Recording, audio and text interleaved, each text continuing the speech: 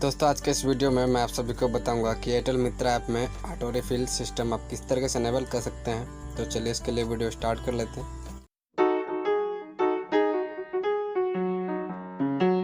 सबसे पहले आपको एयरटेल मित्रा एप्लीकेशन में लॉगिन कर लेना है।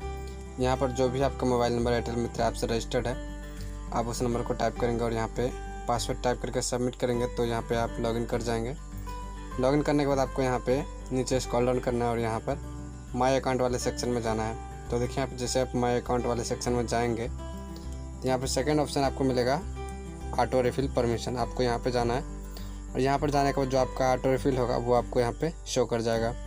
अभी आप यहाँ पे देख सकते हैं ऑटो रिफिल यहाँ पे लाफू यहाँ पे इनएक्टिव यहाँ पे दिखा रहा है। सो आपको यहाँ पे चेंज परमिशन के ऊपर क्लिक कर देना है। जैसे आप यहाँ पे चेंज परमिशन पे क्लिक करेंगे तो आपके सामने इस तरीके से ऑप्शन आ जाएगा। यदि आप इसको इनेबल करना चाहते हैं तो आप यहाँ पे इसको ऑन कर दीजिए और उसके बाद सेव कर दीजिए। इसके बाद जितना भी अमाउंट आपको यहाँ पे दिखा रहा है, जैसे कि मेरा यहाँ पे 1300 दिखा रहा है, यानी कि जब भी 1300 से नीचे का अमाउंट होगा तो जो है कि रिफिल ऑटो रिफिल के तहत आपका बैलेंस जो होगा वो आपको एयरटेल मित्रा ऐप में मिल जाएगा।